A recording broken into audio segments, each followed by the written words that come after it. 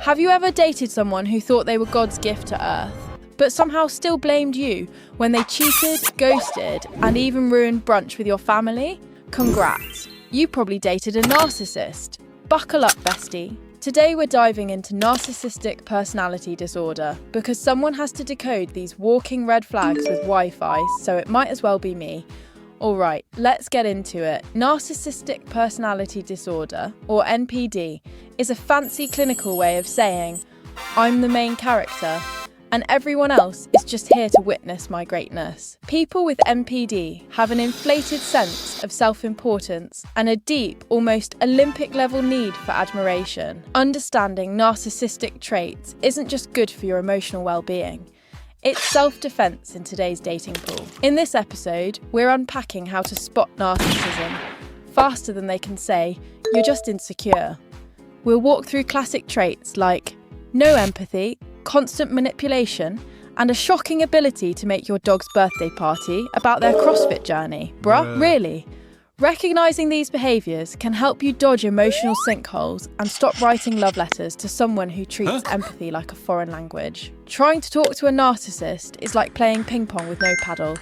They serve, you suffer, and somehow they still win. If you've ever left a conversation feeling like a ghost at your own emotional seance, that's narcissism, baby. To a narcissist, relationships are basically Wi-Fi. They're only into it if the signal is strong and it boosts their connection. The moment the admiration bars drop, they're looking for a new hotspot.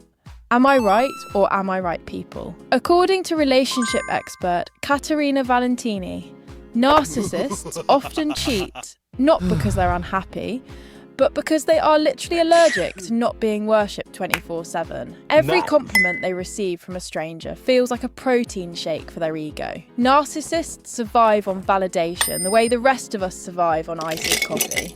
If they're not being praised, admired, or retweeted, they might actually evaporate. Anyways, here's the kicker. The more you validate them, the more they need it. It's like emotional Pringles. Once you pop, they don't stop. But let's be clear, confidence and narcissism are not the same thing. Confidence says, I know I'm great. Narcissism says, I'm great. Well, you're lucky to witness it, and I expect a standing ovation, a group chat tribute, and a slideshow set to dramatic music by noon. Or have you ever tried giving a narcissist constructive criticism? You might as well tell a cat it's not that cute. If you tried saying something like, hey babe, that kind of hurt my feelings, expect immediate rage, denial, and petty revenge, like blocking your mom and posting vague quotes. Because in their world, your feelings equals the problem. Accountability never hurt her. Self-reflection? What's that? This allergic reaction to feedback? Yeah. It kills personal growth and turns every relationship into a WWE grudge match. Listen, my friends, if you've ever felt emotionally drained by someone who's always the victim, but somehow still ruins everyone else's day, you've met a narcissist. Empathy is supposed to be like a basic setting in human behaviour, you know? Narcissists? They deleted the app years ago to make room for more selfies. They will use charm when they want something, manipulate like it's a sport, and feel zero guilt about the emotional tornado they leave behind. They'll lie, flatter, and ghost you in the same breath, and feel nothing about it. Meanwhile, you're sitting there wondering if you imagined the whole connection. Spoiler alert, you didn't, they're just emotionally bankrupt. The result? Everyone around them feels used, confused, and emotionally bruised.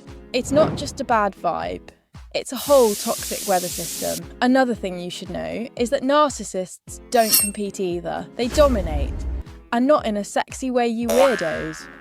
Their favourite tools are sarcasm, the mean kind, not the funny kind, backhanded compliments, and straight-up clownery disguised as just joking, or just being honest. They love to spotlight your insecurities in 4K HD, just to feel taller while stepping on your confidence. And let's be real, after a few rounds of that, your self-esteem starts filing for unemployment. Here's the fun part, my friends.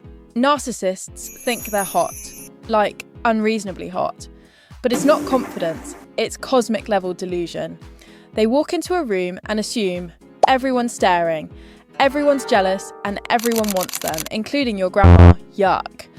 They'll cheat, lie, ignore your feelings, and then say, I mean, can you blame me?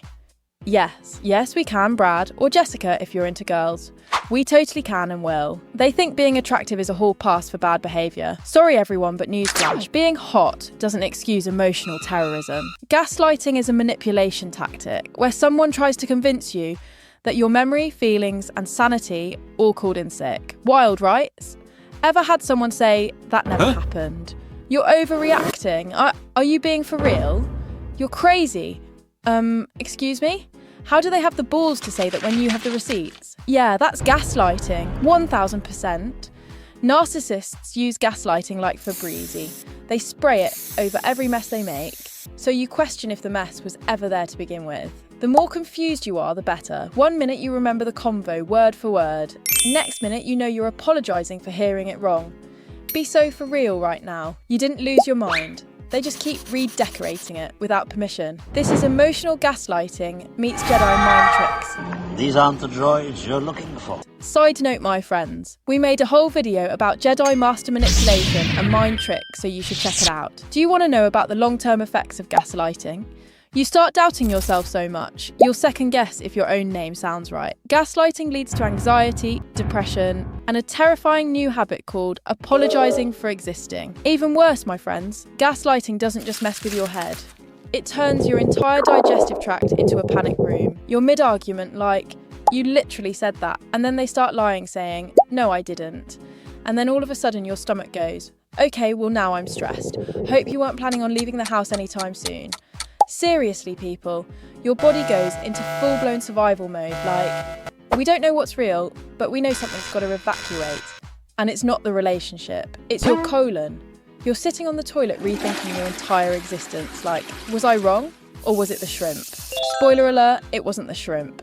It was Brad, or Jessica, and their manipulative, gaslighty nonsense. Blah. If you've ever had to cry, question your sanity and clench all at once, congrats. That's emotional IBS. Yuck. Nothing worse than narcissist-induced colon chaos. And no, Pepto can't fix what gaslighting broke. Now it's time to ask yourself a very important question. Have you ever been gaslit, idealised, or both in the same week? Same bro, same. Let it out in the comments, my friends. This is a safe space for red flag recovery, and we want to hear all about it. Congrats. You've met a narcissist, now run. And hey, if you're watching this and realising, oh no, I might be the narcissist, first of all, thanks for the views. Second of all, you can absolutely redeem yourself by buying your sorry bouquet through our affiliate link below. Help support our channel and ask for forgiveness at the same time. Win-win, people. Don't forget to hit that subscribe button because we drop new emotional damage breakdowns weekly. And you're going to need the toolkit to survive modern dating these days. And if you're brave enough, join us every Tuesday night for our live show on YouTube called Toxic Tuesday, where healing meets heckling. And we bring the red flag signs and you bring the drama. If you have any situational dilemmas or just need advice, join us live on Tuesday nights because we want to hear all about it. Thanks for watching, my friends. Thanks for laughing and thanks for keeping our chaotic little channel alive. We love you, even if your ex didn't. Thanks for watching Date or Detonate.